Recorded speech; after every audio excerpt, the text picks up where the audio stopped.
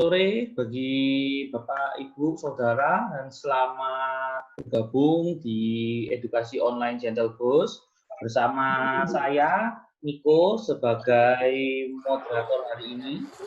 Kembali mengingatkan mohon untuk mematikan atau mute suara untuk kelancaran jalannya edukasi online hari sore ini. Bila ada pertanyaan nanti bisa dituliskan dalam fitur chat, dan pertanyaan yang tidak terjawab dikarenakan waktu telah habis akan ditindaklanjuti via WhatsApp. Baiklah, saat ini kita akan mulai untuk edukasi online Gentle Boost sore ini dengan tema penerapan stimulasi oral di rumah. Dengan narasumber kita sore ini adalah Ibu Esther. Beliau merupakan terapis bicara sejak tahun 2012 sampai sekarang, dan saat ini beliau merupakan terapis di Pela 9 Jakarta. Baik, tidak menunggu lama lagi, silakan waktu dan tempat saya persilakan Ibu Esther. Ya, selamat sore semuanya. Ya, terima kasih untuk Gentle Goose ya karena sudah mengadakan kelas online ini. Saya juga mengucapkan terima kasih kepada para partisipan sekalian. Semoga tema yang saya sampaikan hari ini bisa membantu para orang tua sekalian untuk menerapkan stimulasi oral di rumah ya. Jadi hari ini saya akan banyak praktek. Lalu nanti boleh tanya juga kalau kurang jelas ya. Jadi hari ini lumayan banyak detailnya ya, harap diperhatikan. Oke, saya mulai. Nah, pertama-tama kita perlu tahu dulu apa itu stimulasi oral ya. Jadi stimulasi oral ini adalah stimulasi sensori yang melibatkan pergerakan otot-otot organ oral ya. Jadi organ oral itu apa aja sih? Ya, ada banyak ya, ada lidah, ada bibir, ada pipi, ada langit-langit, juga ada rahang ya. Jadi nanti tujuan kedepannya apa? Tujuannya nanti untuk meningkatkan fungsi dari organ-organ ini ya, atau kalau kita bilang mengoptimalkan fungsinya, seperti itu. Ya, ini yang disebut dengan stimulasi oral. Berikutnya, nah kita perlu juga tahu nih tujuan dari stimulasi oral ya. Jadi tujuannya kita bagi dua, yang pertama tujuan utama, yang kedua ini subtujuan ya. Kalau subtujuan ini, jika tujuan utama sudah tercapai, nanti kedepannya akan membantu ya tujuan-tujuan yang di bawahnya atau subtujuan ya. Jadi yang pertama ini tujuannya stimulasi oral adalah kalau kita bilang menormalkan sensitivitas oral ya. Jadi misalnya yang hipersensitif, yang hiposensitif ini akan kembali menjadi optimal atau normal seperti itu ya. Yang kedua, merilekskan atau mengencangkan otot wajah ya. Jadi tujuannya bisa untuk merilekskan, bisa juga untuk mengencangkan ya, tergantung. Kemudian yang ketiga ini untuk menstimulasi otot-otot rahang, bibir, dan lidah ya. Nah, nantinya jika tujuan utamanya sudah tercapai ya, kedepannya ini bisa membantu banyak sekali untuk anak-anak ya. Kalau biasa kita bilang membantu mengurangi ngeces atau drooling, ini bisa juga. Lalu membantu anak agar tidak susah sikat gigi. Kemudian membantu anak agar tidak memilih-milih tekstur makanan. Kemudian bisa juga nih membantu anak agar berbicara lebih jelas ya. Kalau kita optimalkan otot rahang, otot bibir dan lidah, ya harapan kita tujuan-tujuan tersebut bisa tercapai ya ke depannya. Ya, seperti ini kira-kira untuk tujuan dan subtujuannya. Kemudian, nah, kita lihat nih ya indikasi anak yang memerlukan stimulasi oral ya. Jadi anak-anak seperti apa sih yang bisa dilakukan stimulasi oral ya? Misalnya yang pertama, tidak suka disentuh di area wajah ya. Jadi biasa ada anak yang dipegang daerah wajahnya itu sudah menolak ya, sudah mundur misalnya atau bergerak ke lain arah ya seperti itu. Kemudian ngeces ya atau drooling di usia 1,5 tahun ke atas ya. Kemudian open mouth posture kita bilang, jadi posisi mulut terbuka saat istirahat ini misalnya saat dia lagi nonton, lagi asik nonton, atau mungkin lagi asik main puzzle ya, mulutnya terbuka ya seperti itu. Kemudian tidak mau sikat gigi. Lalu di usia 2-3 tahun misalnya ya belum bisa meniup ya.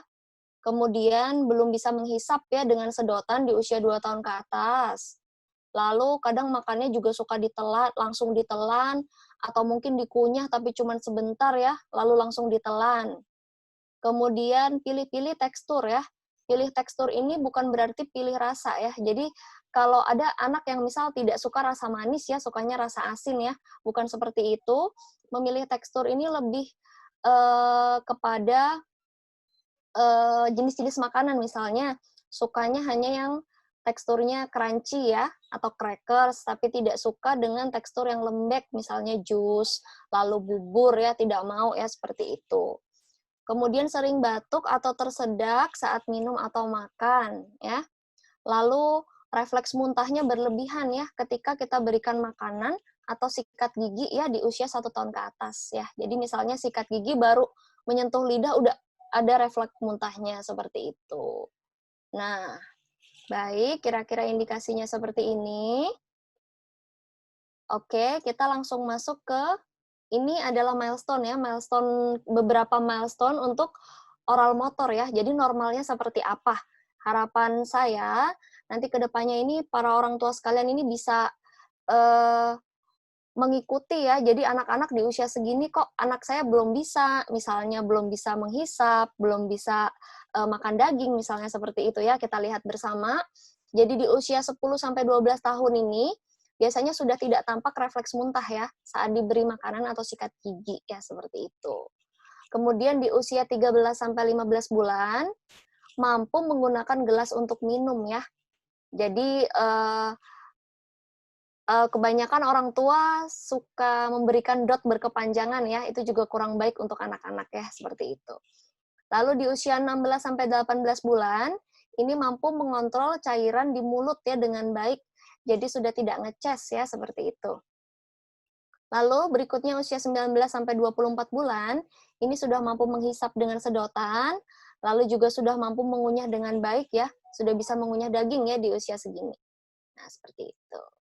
Oke, ini perkembangan normal oral motornya patut diwaspadai ya. Jadi orang tua harus tahu sampai di mana sih perkembangan anak saya ya, apakah kurang atau apakah ada yang perlu diperhatikan seperti itu.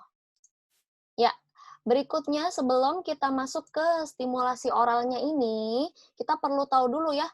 Jadi seperti tadi saya sudah ceritakan tentang hipersensitif, hiposensitif ya. Jadi kita perlu tahu dulu kasus-kasusnya kira-kira. Nah, jadi biasa kita sebut dengan oral defensiveness ya. Jadi apa itu oral defensiveness? Jadi defensif oral ya kalau kita bilang adalah reaksi ya. Reaksi ini biasanya reaksi penolakan ya yang diberikan oleh organ mulut kita saat menerima suatu rangsangan ya. Misalnya kalau yang hipersensitif akan berlebihan, kalau yang hiposensitif akan tidak merasakan. Nah, seperti itu ya. Kita masuk berikutnya ke jenis-jenis oral defensiveness ya.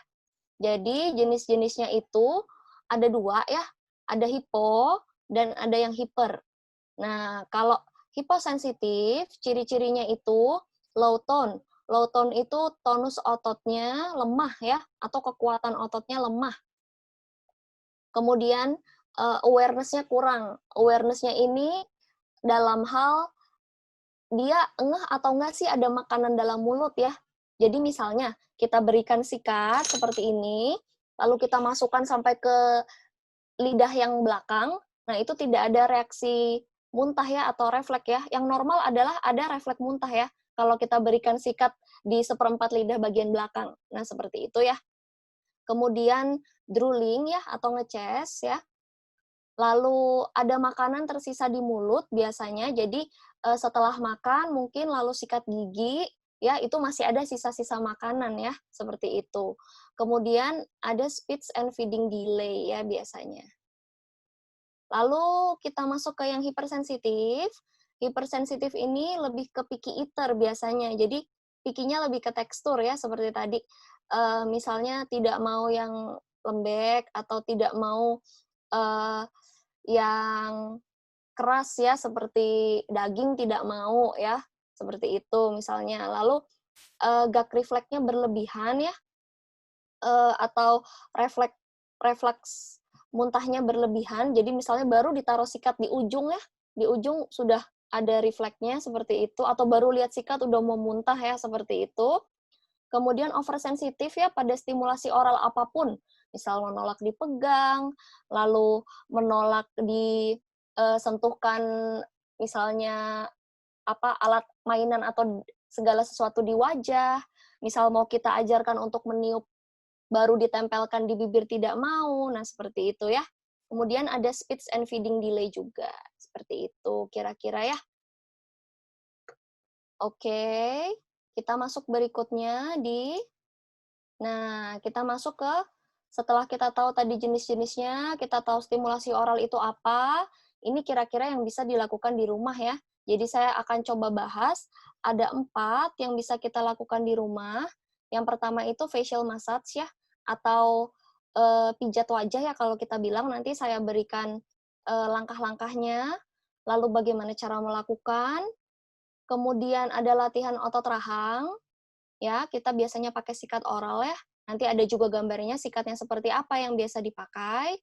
Lalu latihan otot bibir, ini meliputi latihan menghisap dan meniup ya. Seperti itu, nanti saya juga akan berikan contoh-contohnya bagaimana caranya menghisap yang benar, bagaimana cara meniup yang benar. Nah, seperti itu. Kemudian latihan otot lidah, ini meliputi pakai sikat oral juga, cuman beda dengan yang otot rahang ya. Nanti saya berikan gambarnya. Lalu untuk latihan gerak lidahnya seperti apa ya, begitu. Oke, pelan-pelan kita mulai ke facial massage ya yang pertama ya. Sebelum kita mulai ke facial massage, kita perlu tahu dulu ada note penting yang harus kita perhatikan ya saat melakukan stimulasi oral ya. Jadi ada 3 note penting nanti akan saya bahas ya. Yang pertama ini posisi ya. Positioning-nya itu tidak boleh dengan tiduran ya, stimulasi oral ini. Harus duduk ya. Duduknya kalau bisa 90 derajat ya. Jadi 90 derajat di daerah bahu, lalu 90 derajat juga di daerah pelvis ya atau paha sini, lalu 90 derajat daerah lutut ya, seperti itu ya kalau bisa duduknya.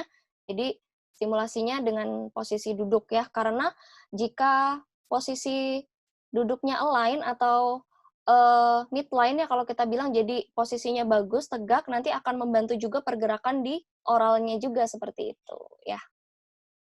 Oke, ini posisinya. Kemudian kita perlu tahu bersama juga bahwa alat artikulasi atau artikulator ya, yang terpenting itu adalah rahang. Jadi misalnya kita ingin mengajarkan anak kita untuk latihan lidah misalnya. Nah, tapi rahangnya belum kuat, itu akan menjadi percuma ya. Kenapa? Karena misalnya kita ingin mengajarkan anak untuk latihan huruf L misalnya, lidahnya harus naik ke atas ya, ke langit-langit ya. Nah, dengan lidah naik ke langit-langit, rahang ini harus terbuka ya untuk menyangga lidah. Jadi kenapa saya bilang percuma? Nah, kalau rahangnya tidak bisa stabil seperti ini, tidak mungkin lidahnya bisa terangkat ke atas dengan baik. Seperti itu. Jadi yang pertama itu adalah rahang, yang kedua bibir ya, dan yang ketiga lidah. Nah, kalau kita ibaratkan ini gampangnya seperti kalau kita lihat orang cheerleader ya atau main akrobat. Jadi yang di bawah itu biasanya kan mereka bentuk piramid ke atas ya. Jadi kalau yang di bawah itu tidak stabil, base-nya tidak stabil, itu akan menyebabkan yang di atas itu jatuh ya. Sama seperti bola-bola ini ya. Jadi kalau yang di bawah misal rahangnya, itu rahang ada kiri sama kanan ya, karena ada 3 bola. Yang kiri dan kanan, misal yang sebelah kiri aja yang nggak kuat, yang kanan kuat. Nah, ini akan mengakibatkan yang atas jatuh ya. Jadi kuatnya harus seimbang, seperti itu ya. Oke. Jadi kalau mau latihan, kita latihan rahangnya dulu ya. Dimantapkan rahangnya. Berikutnya, nah ini yang ketiga ya, jadi yang penting yang harus kita tahu adalah no compensatory behavior ya, atau tidak boleh adanya bantuan ya, atau gerakan kompensasi dari otot lain ya, yang membantu gerakan otot yang akan dilatih. Jadi misalnya saya beri contoh. Misalnya kita berikan sikat oral ya. Nah, kepala anak ini kadang kan kalau kita baru kasih ke anak, suka tertarik ke belakang seperti itu ya. Nah, itu tidak boleh. Jadi memang, makanya kenapa duduknya harus baik ya posisinya ya. Karena kalau nanti kepalanya ke belakang, nanti yang akan kita latih itu ototnya tidak hanya otot rahang misalnya, ya. Jadi otot kepalanya juga ikutan gitu ya, ikut tegang. Nah, seperti itu. Misalnya saat diberikan alat tiup, kadang itu anak suka ikut ke depan ya, mulutnya suka gini ya, itu tidak boleh ya, harus didorong lagi ke belakang ya, seperti itu. Lalu misalnya akan latihan meniup misalnya, kita suruh tiup, begitu ditiup, misalnya lidahnya ikut keluar, nah itu tidak boleh ya, seperti itu. Nah, jadi compensatory behavior ini harus kita perhatikan ya. Jadi yang mau kita latih ototnya, ya fokus pada otot itu saja yang harus bekerja. Otot lainnya tidak boleh ikut bekerja. Oke. Seperti itu ya compensatory behavior. Nah, berikutnya kita masuk nih baru ke stimulasi oral yang bisa dilakukan apa saja ya. Jadi tadi ada beberapa, saya mulai di facial massage ya, atau pijat wajah ya. Jadi tujuannya ini bisa untuk merilekskan atau mengencangkan otot wajah ya biasanya, lalu membantu pergerakan otot bibir dan pipi ya. Oke, jadi biasanya kita pakai tangan ya, pakai tangan kita dan pakai baby oil atau krim ya, supaya agak licin ya. Lalu tekanan yang diberikan, ini diusahakan di pressure ya. Di pressure itu tekannya tidak hanya light dipegang begini ya, tapi agak ditekan ya. Agak ditekan kalau seperti kalau kita lagi di massage ya, seperti itu ya, di pressure tekanannya. Lalu ini harus dilakukan secara berurutan ya, atau step by step ya. Jadi tidak boleh dilompat melakukannya. Ini facial massage, kira-kira di slide berikutnya saya berikan langsung gambarnya, cara melakukan dan contohnya ya. Langsung saya praktekkan. Nah, berikutnya ini langkah-langkahnya. Jadi dari depan lubang telinga ke sudut mulut, kita lihat gambar ya. Nomor 1, ada 4 ya. 1, 2, 3, dan 4 ya. Depan lubang telinga itu sini ya. Depan lubang telinga, jadi kita pakai tangan kita tergantung wajah anak ya. Kalau wajahnya kecil, boleh pakai telunjuk saja, atau misal telunjuk dan jari tengah ya. Atau misal pakai 3 jari juga nggak masalah ya. Jadi tadi tekanannya di pressure, jangan lupa. Nah, seperti itu ke arah sini ya. Ke arah ujung sudut mulut ya, seperti itu ya. Nah, ini lakukannya per step 3 kali ya. Oke. Nah, berikutnya masuk ke step 2, dari bawah mata samping hidung, sini ya, turun ke atas mulut. Begini, ya, gerakannya. Seperti gambar ya, nomor 2. Berikutnya, nomor 3, dari bawah lubang hidung ya, ke bibir atas, seperti ini. Ini untuk membantu penutupan bibir, misalnya anak yang ngeces, atau kalau meniup masih belum kuat ya, boleh. Nah, yang keempat, dari dagu ke arah bawah bibir ya, naik ke atas. Seperti ini ya. Oke, misalnya, di step kedua, anak menolak ya. Jadi kan stepnya ada 4. Misalnya dari bawah mata yang sini, tiba-tiba anaknya nggak mau, nangis, menolak. Kita harus ulang lagi dari step 1 ya. Tidak perlu dilanjutkan ke step 3. Demikian juga misalnya di step 3, misalnya dari sini anak ada indikasi penolakan ya, kurang nyaman dan sebagainya.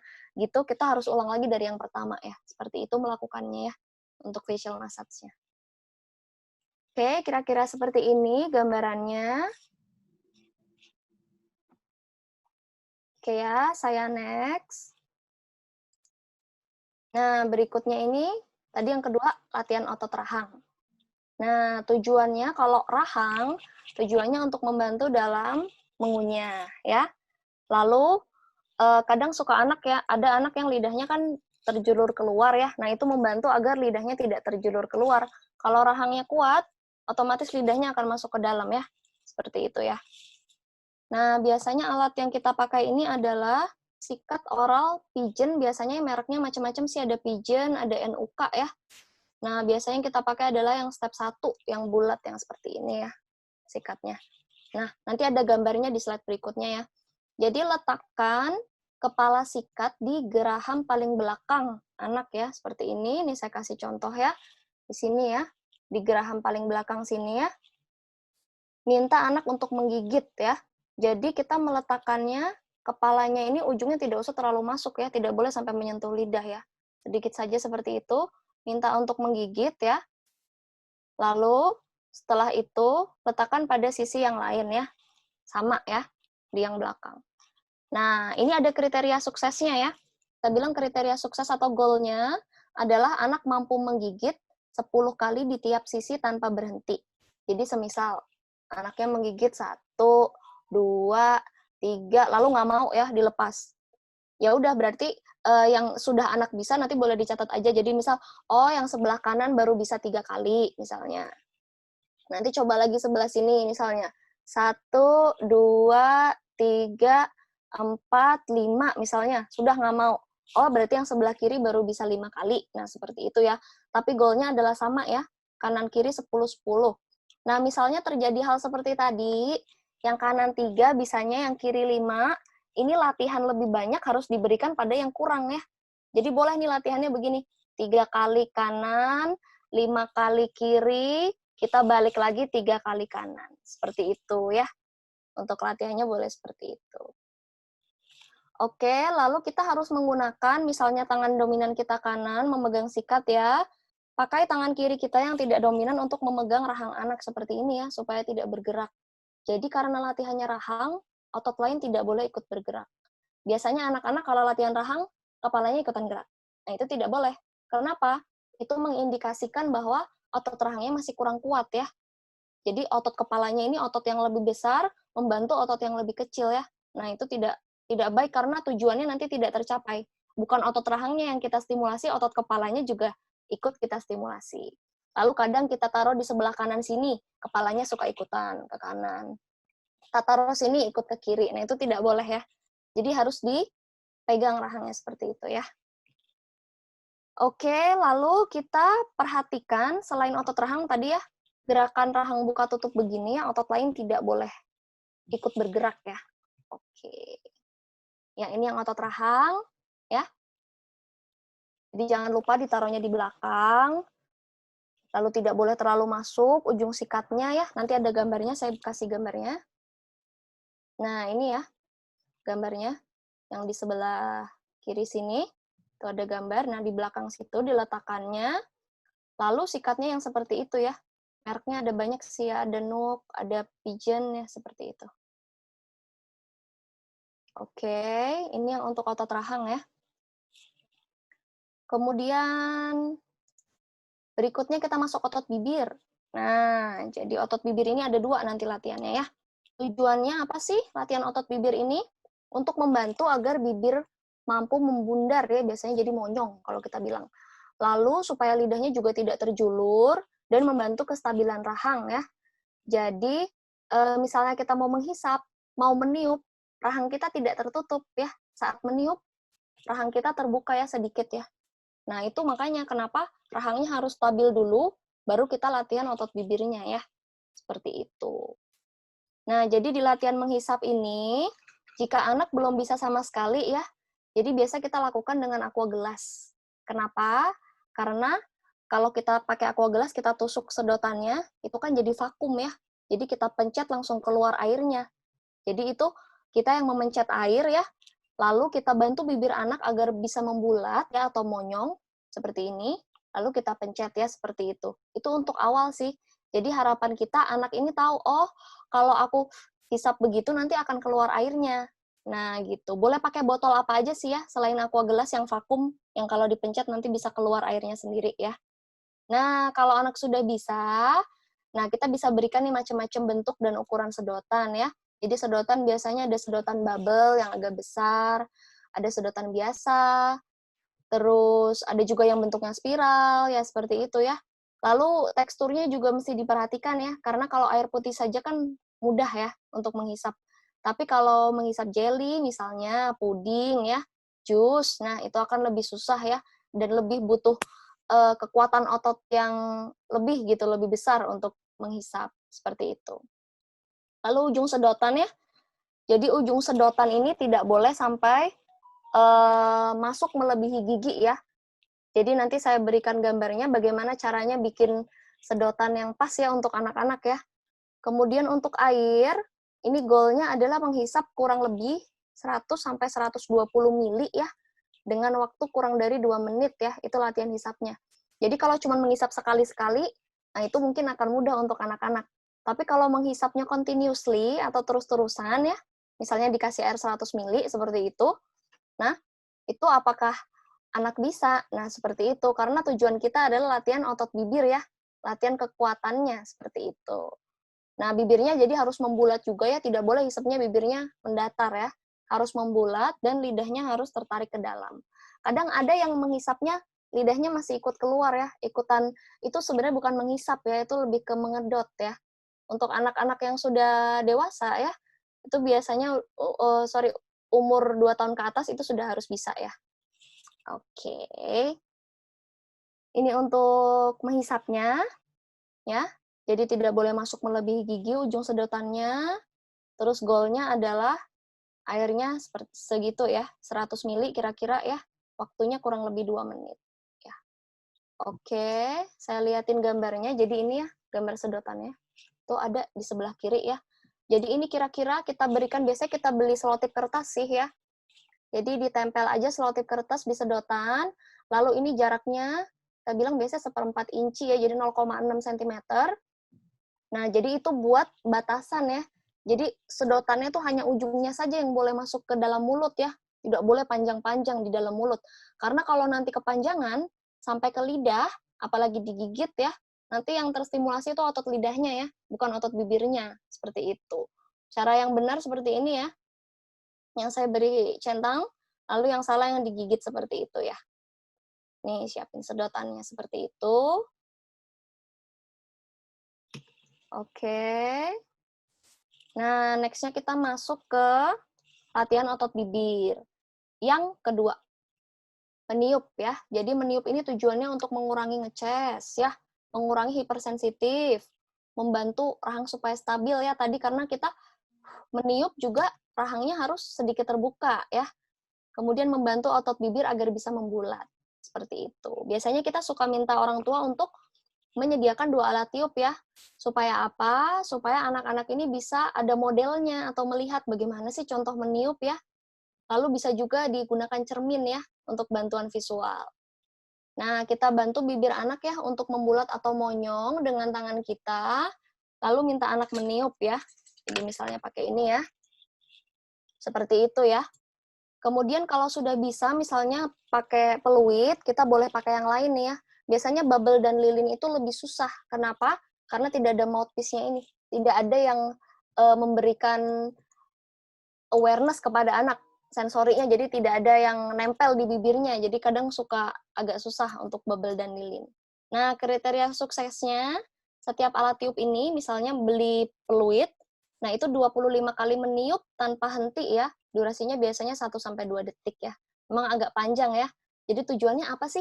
Bukan meniup sekedar untuk bisa meniup ya, tujuannya banyak ya tadi ya. Untuk mengurangi drooling, macam-macam ya. Juga untuk fonasi ya, kalau kita bilang napas ya. Karena kita bicara ini juga butuh napas. Dengan meniup harapan kita, anak-anak juga bisa membantu pernapasannya supaya lebih baik. Nah, seperti itu ya. Ini yang otot bibirnya. Saya kasih gambar di berikutnya ya, untuk meniupnya. Nah, ini jadi contoh-contoh alat tiup ya. Usahakan beli alat tiup dengan mouthpiece yang berbeda-beda. Jadi ini misalnya mouthpiece-nya agak mendatar, ya. Kalau ini mouthpiece-nya misalnya bulat seperti ini ya. Contohnya trompet ya, kalau yang bulat. Kalau yang mendatar contohnya seperti peluit ya. Kenapa? Dengan mouthpiece yang berbeda-beda ini nanti akan membantu anak-anak untuk memodifikasi bibirnya dengan baik, sehingga nanti ke depannya akan membantu untuk berbicara dengan baik juga. Misalnya untuk yang bulat nanti bisa membantu untuk vokal O, vokal U, seperti itu ya. Kalau yang mendatar nanti bisa membantu vokal I dan E, seperti itu. Oke, ini untuk cara-cara meniupnya ya. Nah, berikutnya kita lihat di otot lidah ya. Nah, otot lidah ini yang terakhir dilatih ya. Tujuannya biasanya kita untuk membantu pergerakan lidah ke kiri dan ke kanan. Tujuannya apa sih? Kenapa lidahnya harus bisa ke kiri dan ke kanan? Supaya misalnya sedang makan, itu lidahnya kan bergerak juga ya. Misal mengambil makanan, memindahkan makanan, seperti itu ya. Lalu menstimulasi otot-otot lidah juga, supaya tidak terlalu sensitif ototnya.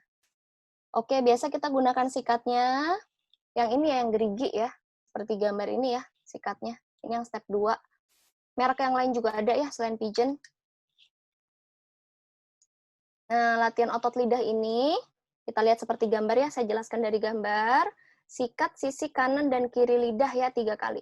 1, 2, 3, pindah ke sisi satunya. 1, 2, 3. Nah, seperti tadi saya bilang, kenapa otot rahang penting? Kalau kita mau latihan lidah, contohnya misalnya pada anak-anak, kita masukkan sikat yang nomor 2 ini, itu digigit. Nah, itu berarti mengindikasikan kalau otot rahangnya belum kuat. Nah, seperti itu ya. Jadi kalau latihan otot lidah, rahangnya sudah harus kuat terlebih dahulu ya. Karena kan butuh dia untuk stay terbuka seperti ini dalam kurun waktu tertentu. Nah, begitu.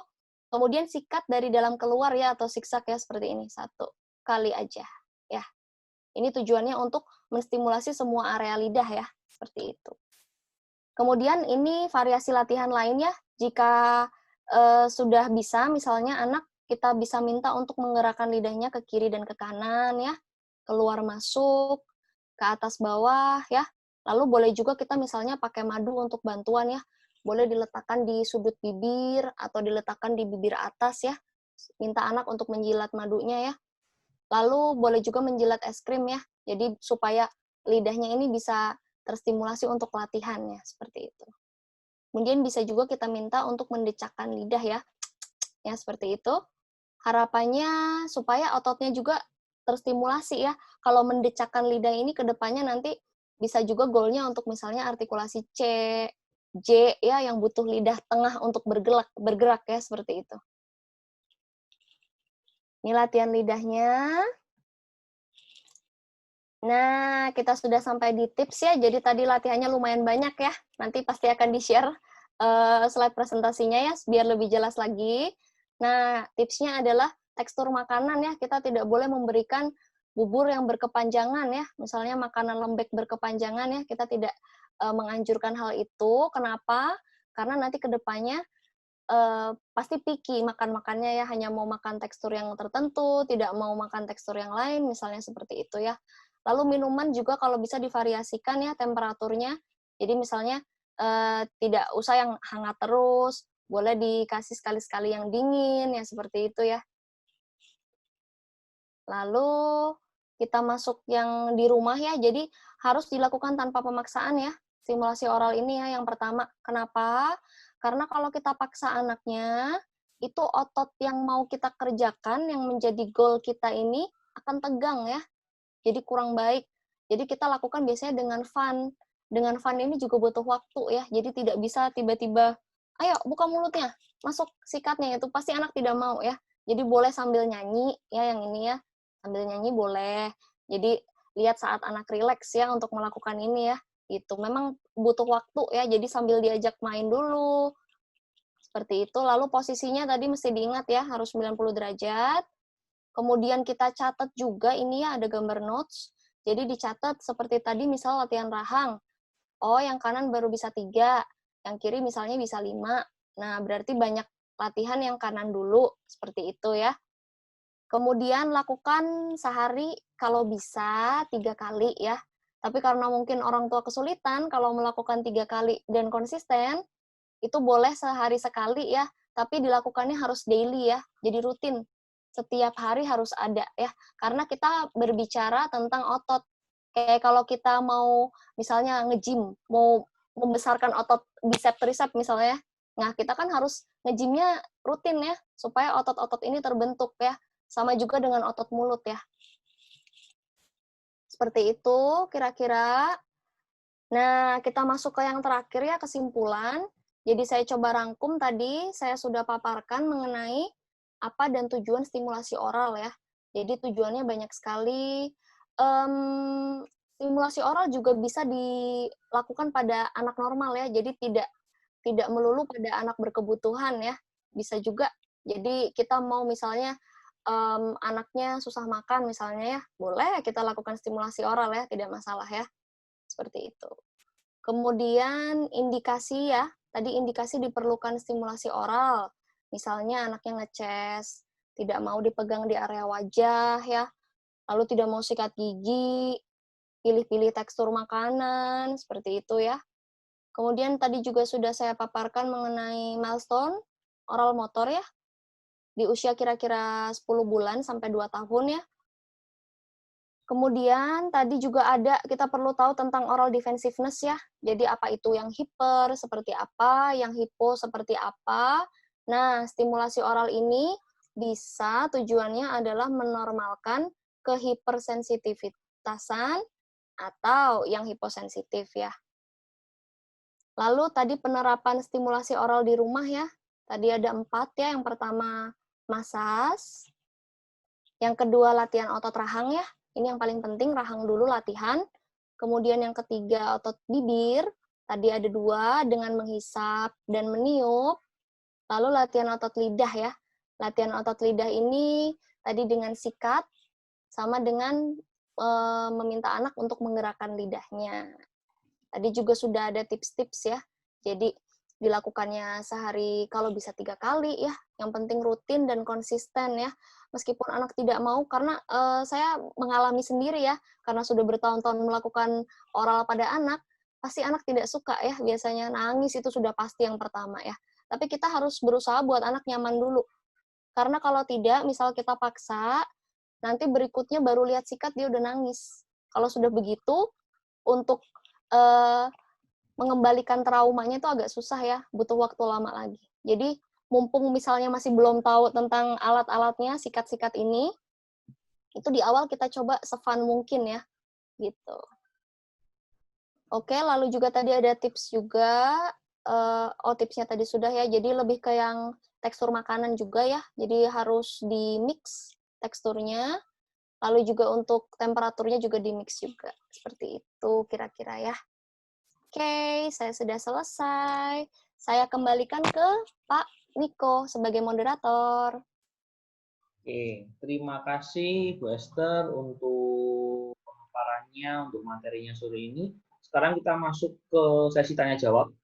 Bagi para peserta, bila ada pertanyaan atau yang kurang jelas, bisa ditanyakan via fitur chat. Nanti akan kita jawab satu persatu. Dan apabila waktu sudah habis dan ada pertanyaan yang tidak terjawab, maka akan kita follow up via WhatsApp ya Bu Esther ya. Iya, oke. Baik Bu Esther, ini sudah ada beberapa pertanyaan yang sudah masuk Bu Esther. Kita akan mulai satu persatu ya Bu Esther ya. Oke. Pertama adalah dari Ibu Melia, seorang konselor. Yang pertama pertanyaannya, terkait facial message, kenapa kok harus diulang dari awal Bu saat anak menolak di step tertentu? Apakah penolakan pada anak di step tertentu mengindikasikan kondisi tertentu pada anak? Lalu kalau stepnya diteruskan, dampak negatif apa yang terjadi? Terima kasih Bu Esther. Oke. Jadi kalau facial massage ya, yang pertama itu kan dari depan lubang telinga sini ya, ke arah sudut mulut ya. Ini kan agak luar ya. Jadi kita facial massage itu berusaha dari bagian wajah tapi yang paling luar ke yang paling dalam ya, atau mendekati mulut ya. Biasanya yang dalam-dalam itu lebih sensitif daripada yang luar. Nah, jadi kenapa harus berurutan? Karena kalau kita jam, misal langsung ke yang sini, ini kan dekat sekali dengan mulut ya. Nanti anaknya kalau udah nggak mau, berarti ya agak susah ya. Seperti itu, karena yang sini ini lebih kurang sensitif yang luar sini. Jadi pipi akan lebih kurang sensitif daripada bibir, karena lebih dekat dengan mulut. Makanya kenapa harus diulang dari awal lagi. Oh, berarti dia masih sensitif di yang dekat mulut, berarti kita ulang lagi dari yang pertama. Nah, seperti itu sih, ya. Jadi, kalau mengindikasikan kondisi tertentu sih, enggak juga sih ya. Jadi, mungkin mengindikasikan tingkat keparahan sensitivitasnya, ya. Jadi, kalau misalnya dia baru yang pertama sudah menolak, nah ini mungkin agak parah ya sensitifnya ya, karena kan di sini kan tidak terlalu sensitif daripada yang di sini. Tapi misalnya dia yang di sini mau, yang di sini menolak, oh berarti sensitifnya di area yang dekat dengan mulut gitu. Lalu kalau stepnya diteruskan, dampak negatifnya ya nggak ada, dampaknya lebih ke nanti tidak terstimulus ya, jadi otot yang kita mau ya gitu. Terus anaknya pasti akan cranky ya, dampak negatifnya seperti itu kalau dipaksa terus ke misalnya 1, 2 belum bagus, terus langsung yang 3 pasti nggak mau. Begitu ya. Kira-kira gitu Pak Niko? Untuk Ibu Melia Nawati ya. Ya, baik Bu Esther, terima kasih jawabannya. Untuk pertanyaan yang selanjutnya dari Ibu Adriana, ini soal PNS. Jika otot rahangnya belum kuat, berarti belum boleh melatih otot bibir dan lidah ya, Bu? Seperti tadi ya, sebenarnya dilatih pun tidak apa-apa, tapi akan percuma. Kenapa?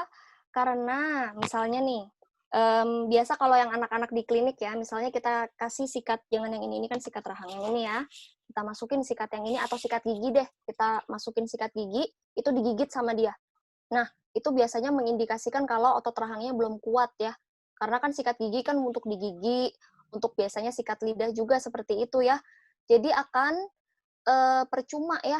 Kenapa? Karena untuk latihan otot bibir seperti tadi, apalagi otot lidah juga ya. Jadi kan kalau untuk lidah misalnya ini harus seperti ini rahangnya. Mau sikat lidah, rahangnya harus terbuka ya. Nggak mungkin rahangnya tertutup kalau mau sikat lidah seperti itu. Lalu untuk latihan otot bibir, misalnya untuk meniup ya, kita mau anak meniup, itu rahangnya juga terbuka. Coba kita coba. Nah, itu rahangnya terbuka sedikit ya. Itu kita bilang kestabilan rahang. Nah, jadi kenapa rahangnya ini harus dimaksimalkan dulu, baru kita nanti latihan otot-otot yang lain, seperti itu. Oke, baik Bu Esther. Tapi saya ada tambahan lagi ya. Jadi untuk yang misal otot mau latihan yang lain, itu kita bisa pakai, misalnya mau dikombinasi nih. Jadi yang latihan otot rahang sama facial massage itu boleh dikombinasi ya. Jadi kan kalau facial massage tadi ada tujuannya untuk penguatan otot bibir juga ya. Tapi kan ini dilakukan pasif ya, maksudnya pasif itu kita yang melakukan ya. Jadi anaknya diem aja, kita yang melakukan ya. Itu nggak apa-apa kalau mau dicombine. Seperti itu ya. Oke, baik Bu Esther. Jadi kalau dikombin boleh ya Bu Esther ya, tapi agar maksimal, jadi otot rahang dikuatkan dulu berarti ya Bu Esther ya. Ya, betul. Oke Bu Esther. Ini dari Ibu Yuli, ini seorang guru. Pertanyaan yang pertama, bagaimana jika anak belum bisa meniup sama sekali? Lalu yang kedua, jenis makanan apa yang bisa menguatkan untuk otot rahang, Bu Esther? Oke, kalau belum bisa meniup, itu biasanya kita diberikan stimulus misalnya dari peluit ya, ditempelkan aja di lidah dulu, lalu diarahkan untuk monyong bibirnya ya. Jadi supaya anak tahu, oh kalau ada ini, ada peluit, itu bibirnya harus monyong ya, seperti itu. Lalu kita yang membantu anak, makanya tadi kenapa saya bilang beli peluitnya 2 ya. Jadi kita juga ikutan tiup, ya seperti itu ya. Jadi supaya anak melihat, oh cara meniup seperti itu. Kemudian boleh juga pakai cermin ya, biar anak tahu, oh kalau meniup mulutnya harus seperti apa sih? Harus monyong misalnya. Lalu ada udara yang dikeluarkan ya misalnya. Jadi untuk yang udaranya biasanya kita suka tarik tangan anak terus kita tiup ya. Nah, seperti itu tuh ada udaranya. Begitu ya. Jadi memang bukan pekerjaan yang mudah ya untuk mengajarkan meniup, menghisap ini ya. Memang butuh konsisten. Yang penting diulangin terus ya. Nanti lama-lama anak akan bisa. Begitu. Lalu jenis makanan apa yang menguatkan otot rahang? Tergantung sih ya. Jadi kalau anaknya tidak ada masalah diet misalnya, jadi misalnya tidak boleh yang diet kan macam-macam ya, misalnya tidak boleh yang manis, tidak boleh makan tepung dan sebagainya. Ini boleh aja sih pakai apa aja, biasanya kita pakai buah-buahan karena kan lebih aman ya untuk anak-anak. Jadi kita biasanya suka pakai buah pir, misalnya apel, dipotong dadu ya, lalu ditusukin pakai garpu, langsung ditaruh di rahang belakang ya. Itu buat latihan rahang ya. Jadi kalau kita taruh di depan, biasa kan kalau anak-anak makan sendiri kan langsung dimasukin mulutnya di yang depan ya. Nah, itu biasa kunyahnya langsung pakai gigi depan. Nah, tapi kalau kita mau bener-bener melatih rahangnya, boleh langsung ditaruh di yang belakang. Atau boleh juga nih pakai snack yang panjang ya, seperti Pocky misalnya ya.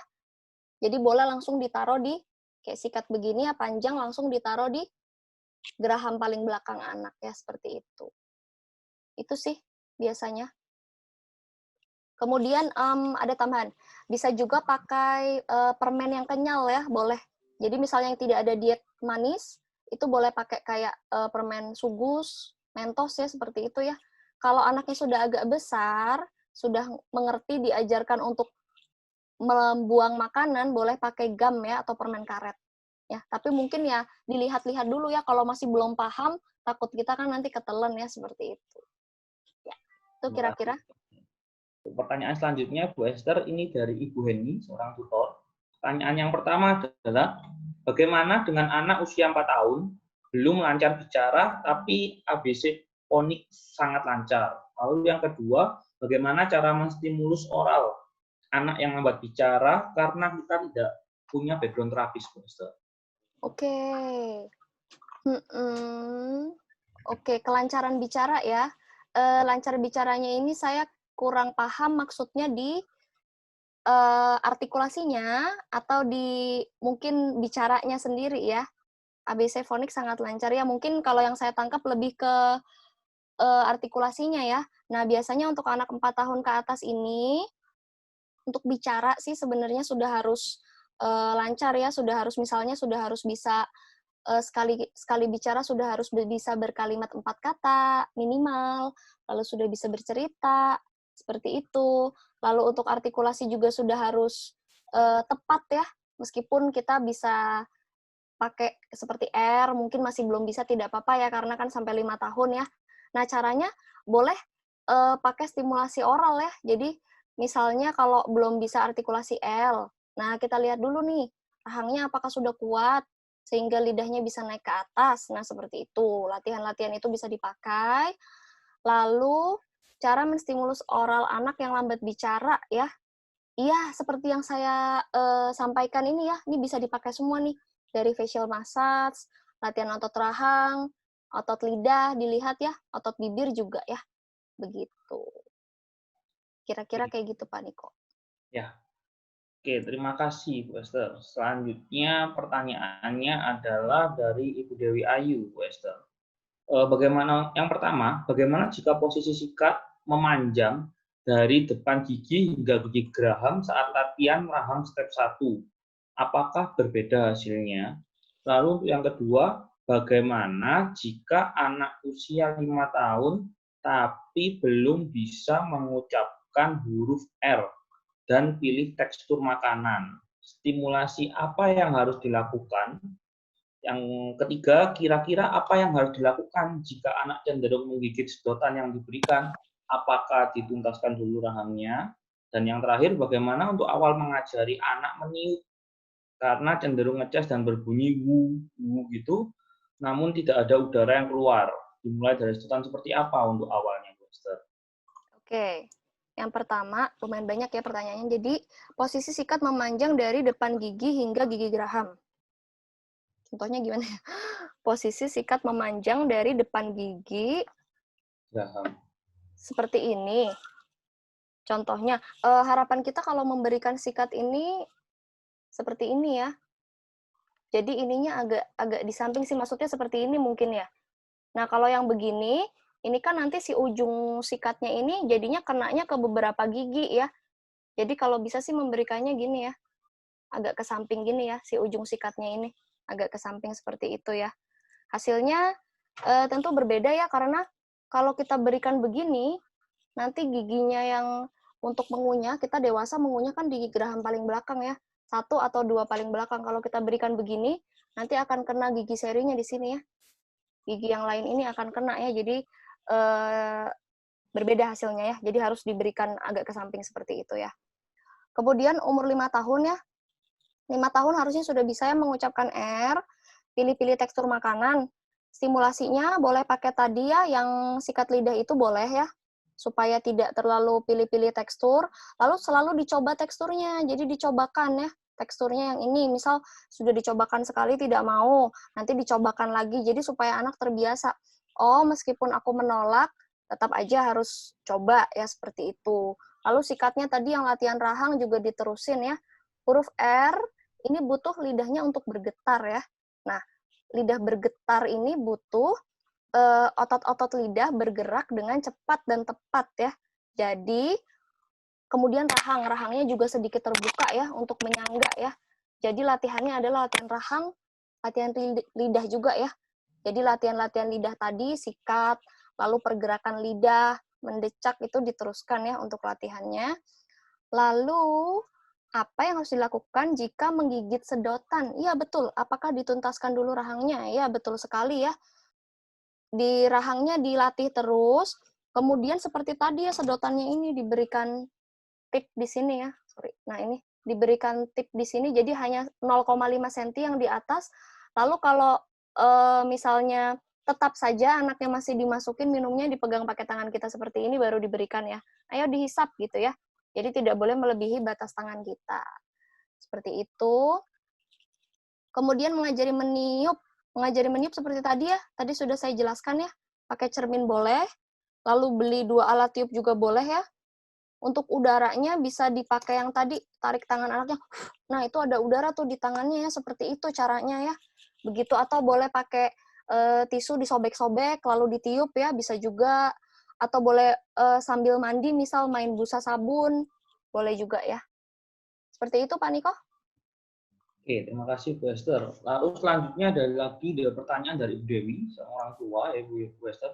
Ini putra kami ASD, tidak ada problem oral defensiveness, namun belum bisa kumur atau meludah atau menyembur.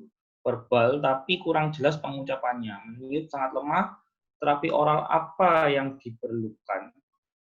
Oke. Meludah, menyembur, meniup ya, ini semua menggunakan bibir ya. Jadi dicek dulu otot rahangnya sudah kuat atau belum. Boleh dicoba ya, misalnya beli sikat yang step 1, lalu diletakkan di rahangnya, minta untuk menggigit. Apakah sudah 10-10?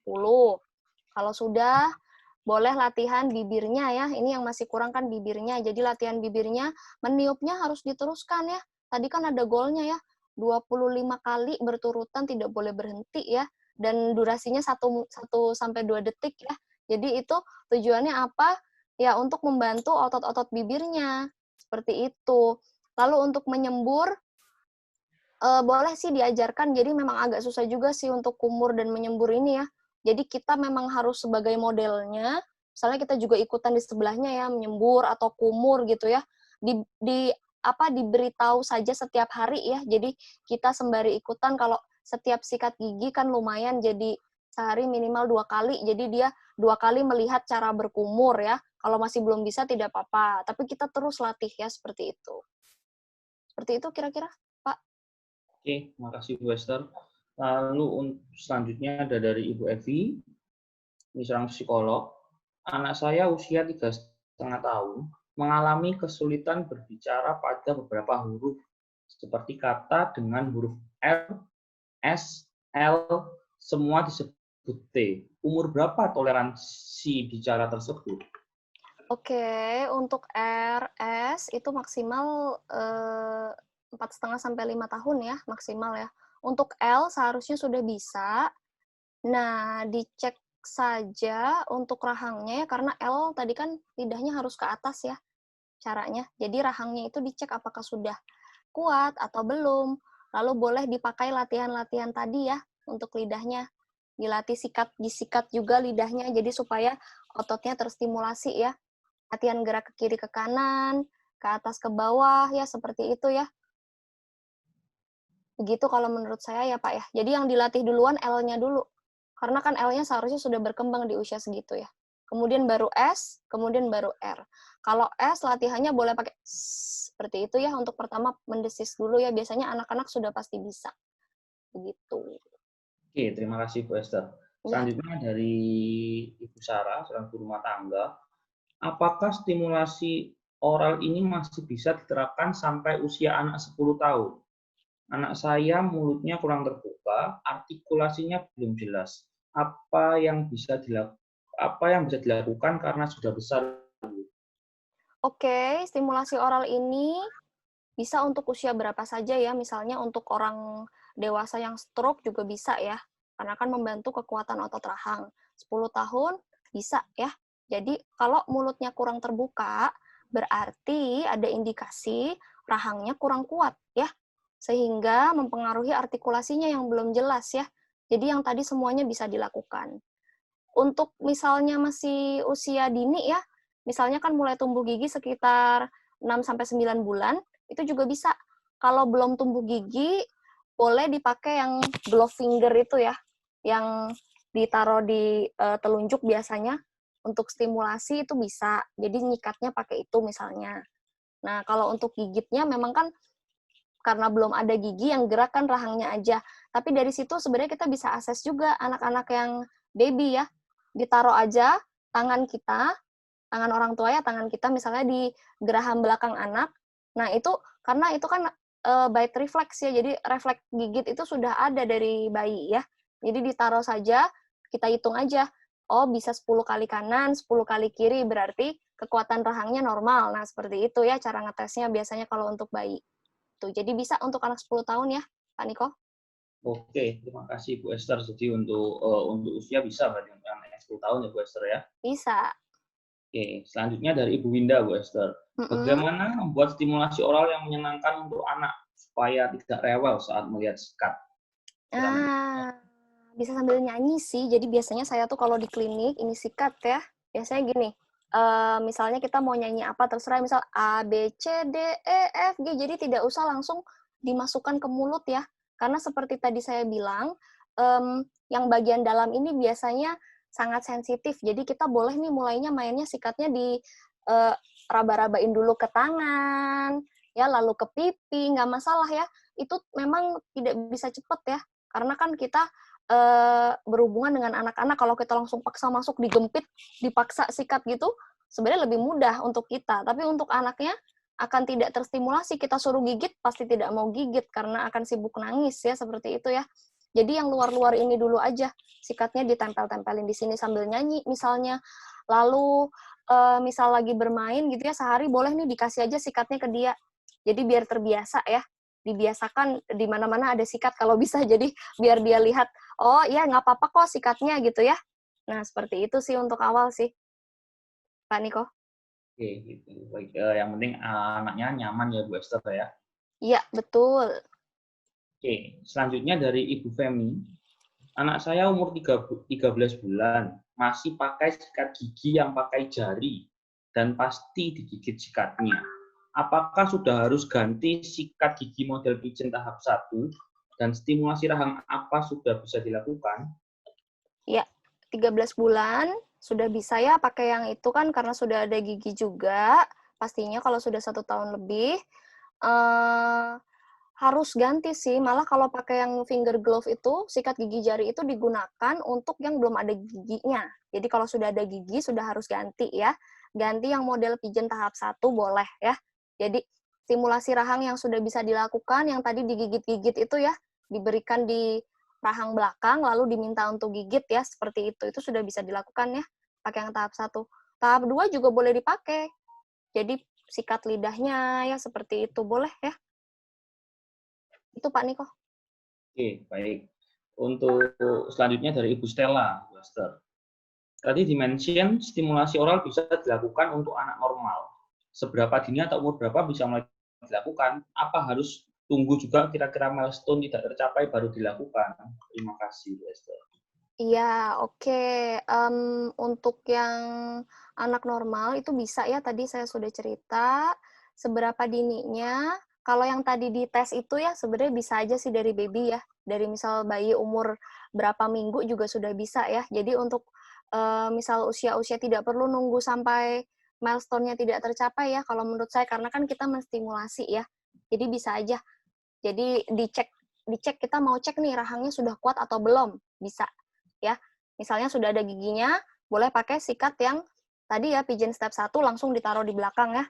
Nanti tunggu aja kita diem, nanti pasti ada refleks gigit ya, kan itu kan refleks ya. Jadi anak pasti otomatis akan gigit. Nah, tapi apakah dia bisa 10 kali setiap rahang? Nah, itulah yang menjadi bahan pertimbangan untuk kita, apakah kita harus misalnya lakukan sikatnya setiap hari atau tidak. Nah, seperti itu. Gitu, Oke, Pak Niko. oke, terima kasih, Bu Esther. Selanjutnya dari Ibu Dani, dari rumah tangga. Anak saya usia 17 bulan. Riwayat lahir prematur dan asfiksia berat dan jantung bocor. Perkembangan motorik terlambat, tetapi dengan fisioterapi bisa mengejar perkembangan dan berjalan lancar di usia 16 bulan. Kosakata kurang 15 kata, selalu menolak saat facial message. Bisa mendecak lidah, tidak ngeces, bisa meniup bubble, minum dengan sedotan kurang lebih 10 ml, makan dengan nasi lembek, dan lauk di blender kasar. Tetapi bisa juga makan dengan tekstur keras dan kasar seperti kue dan sebagainya. Apakah anak saya termasuk dalam kategori mengalami speech delay?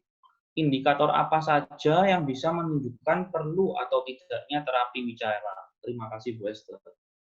Oke, jadi kalau 17 bulan, ini sudah bagus ya motoriknya. Nah, kosakatanya nih memang agak kurang ya. 1,5 tahun, apalagi nanti mau 2 tahun, sudah harus bisa ratusan ya kosakatanya, seperti itu. Lalu facial massage kalau menolak, berarti ada indikasi hipersensitif, ya. Kenapa dia menolak? Nah, itu ada indikasi ke situ. Nah, lalu untuk menicaknya sudah bagus ya, meniup bubble. Nah, meniupnya ini kita mesti lihat ya, apakah jaraknya seberapa. Nah, gitu ya. Jadi kita juga bisa nih modif jaraknya ya. Misalnya kita suruh tiup bubble tapi jaraknya dekat sekali. Nah, ini bisa agak dipanjangin ya. Tujuannya apa? Supaya durasinya lebih terlatih gitu. Jadi bukan hanya tiupnya gitu, tapi lebih lebih panjang. Kalau jaraknya lebih panjang kan nanti dia kekuatan tiupnya akan lebih besar ya, boleh ditambah di situ. Lalu, makannya sudah bagus ya, tapi boleh nanti pelan-pelan dicoba untuk nasi biasa. Untuk yang speech delay, lebih ke ini ya, kosakatanya ya. Jadi biasanya ditentukan perlu terapi bicara atau tidak, kita perlu pergi ke profesional ya, atau dokter biasanya. Karena yang asesmen full itu adalah dokternya dulu, untuk tahu perkembangannya. Tapi seperti tadi yang saya bilang, kosakatanya agak kurang ya kalau untuk 1,5 tahun.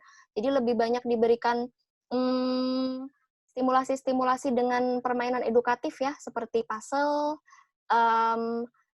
kartu-kartu bergambar ya, atau flashcard biasa kita bilang, buku-buku bergambar, lalu selalu dibahasakan semua yang kita bicarakan ya. Jadi misalnya, oh kita sedang mandi nih, ngapain sih kalau mandi misalnya. Jadi kita harus terus cerewet ya, cerita terus ya, karena usianya usia yang bagus banget nih, jadi usia anak-anak menyerap informasi ya, usia-usia segini.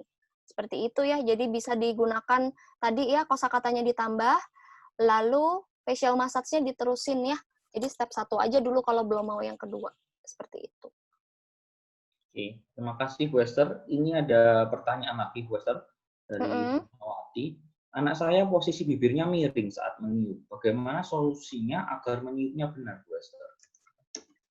Oh, boleh dipakai facial massage tadi ya. Jadi dari step 1 aja. Yang untuk bibir itu sebenarnya di step 3 dan 4 ya. Jadi harapan kita kalau kita berikan stimulasi seperti ini ya, jadi nanti otot bibirnya sih kita berharap bisa simetris ya. Jadi kan posisinya miring ya. Kita perlu cek juga sih kalau ini sih, maksudnya miringnya karena apa ya? Apakah misalnya pos operasi ya, pos operasi bibir sumbing misalnya, atau hal-hal yang lain ya, kita perlu cek juga sih ini. Cuman sudah bisa meniup atau belum? Kalau sudah, nah berarti mungkin boleh dipakai yang meniup, kan tadi ada banyak ya, jadi variasi jangan lupa yang mendatar seperti ini, peluit, trompet, yang membundar ya boleh, atau boleh juga pakai yang seperti harmonika seperti ini ya bentuknya ya. Jadi divariasikan ya untuk alat tiupnya ya, supaya bibirnya lebih baik ya, seperti itu, Pak. Lalu dibantu juga dipegang ya, biar lebih simetris bibirnya, gitu Pak. Oke, terima kasih Bu Esther. Ini kita karena waktunya sudah menunjukkan pukul 5, kita akan jawab satu lagi pertanyaan yang terakhir ya Bu Esther. Nanti Boleh. pertanyaan yang tidak terjawab akan kita follow up lewat via WhatsApp ya Bu Esther ya. Ya. Oke, yang terakhir adalah dari Ibu Andariana. Anak saya Down syndrome usia 11 tahun. Sampai sekarang tidak dapat mengunyah sesuatu yang keras seperti daging dan tidak suka es krim. Padahal untuk minum air es dia bisa. Bagaimana menstimulasinya? Lalu ini juga ada tambahannya tadi di bawahnya, untuk buah anak juga tidak suka. Bagaimana Ibu Esther? Oke, ini bisa sih ya, jadi pakai rangkaian yang tadi ya, tidak dapat mengunyah sesuatu yang keras seperti daging.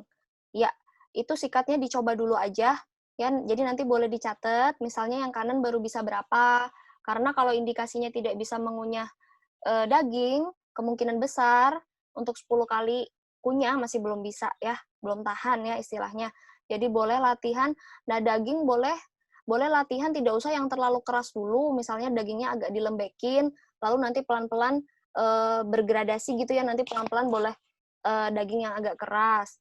Lalu untuk es krim, mungkin lebih ke rasa ya, bisa jadi ya. Boleh dicoba berbagai macam rasa, misalnya nanti jadi dilihat sukanya yang rasa apa, seperti itu ya, atau semuanya. Kalau enggak mungkin lebih ke kebiasaan sih biasanya. Jadi mungkin dari dulu pas kecil misalnya tidak dibolehin es krim ya, jadi kebawa sampai usia segini ya. Jadi boleh untuk dicobain makan juga ya es krimnya. Atau dilelehin juga boleh misalnya es krimnya ya, seperti itu ya. Kan minum air es dia mau nih. Mungkin bentukannya kan beda nih, kalau es krim kan ada sticknya begitu, dicoba dilelehin es krimnya mau atau enggak. Lalu buah. Buah tidak suka ya, jadi ini kan lebih ke picky ya, ada indikasi ke sana, sikatnya dicobain terus ya, jadi sikat lidah tadi dilakukan, lalu sikat yang step 1 dilakukan, dipasang, seperti itu ya. Buah terus ya, jadi boleh dicoba-coba untuk buahnya dipotong-potong kecil-kecil, misal tidak mau tetap dicoba, jadi anak akan terbiasa ya, karena aku nggak mau juga, tapi setiap hari ada nih buah harus dimakan, misalnya seperti itu ya. Jadi untuk oral memang tidak bisa cepat ya, kita bilang ya, butuh konsistensi ya, begitu kira-kira. Oke, baik. Terima kasih Bu Esther atas semua jawaban dari pertanyaan yang sudah masuk. Nanti untuk pertanyaan yang belum terjawab akan kita follow up via WhatsApp. Ya. Terima kasih juga untuk peserta ya. Kami juga menginfokan untuk bulan Agustus, Gentle Goose juga akan mengadakan workshop. Workshop ini adalah berkaitan tentang terapi bicara dan perkembangan komunikasi pada anak. Jadi nantikan pada bulan Agustus dan ikuti informasinya lebih lanjut, dan kami undang untuk Bapak Ibu semuanya bisa untuk mengikutinya pada bulan Agustus. Lalu pada bulan Juli untuk edukasi online Gentle Goose pada bulan Juli ada pada hari Selasa. Pada hari Selasa tanggal 21 Juli tahun 2020 pukul 4 sampai 5 sore Gentle Goose mengadakan edukasi dengan tema mengenali gejala autisme pada anak dengan pembicara Ibu Febri. Bagi Bapak Ibu yang ingin tahu tentang apa saja gejala autisme dan punya pertanyaan tentang gejala autisme, bisa mengikuti edukasi online ini. Lalu selanjutnya pada hari Sabtu tanggal 25 Juli pukul 4 sampai pukul 5 sore dengan tema self-help atau menolong diri sendiri dengan pembicara Ibu Linda. Dan yang edukasi online terakhir pada bulan Juli itu pada hari Sabtu tanggal 25 Juli pukul 4 sampai 5 sore. Hari Selasa, mohon maaf. Yang terakhir adalah pada hari Selasa tanggal 28 Juli pukul 4 sampai pukul 5 sore dengan pembicara Ibu Jovita dengan temanya adalah anak dan kecanduan gadget. Untuk info lengkap tentang edukasi online Gentle Goose bisa dilihat di Instagram Gentle Goose di @gentlegoosemalang, dan bagi yang mau bertanya seputar tentang edukasi online bisa langsung klik di link bio-nya Instagram Gentle Goose Malang. Kami mengucapkan terima kasih banyak kepada Bu Esther untuk narasumber hari ini. Terima kasih banyak juga pada seluruh peserta yang sudah ikut pada edukasi online sore ini. Akhir kata, saya minta maaf bila ada salah kata atau hal yang kurang berkenan. Sampai jumpa pada edukasi online selanjutnya. Terima kasih dan selamat sore. Terima kasih semuanya.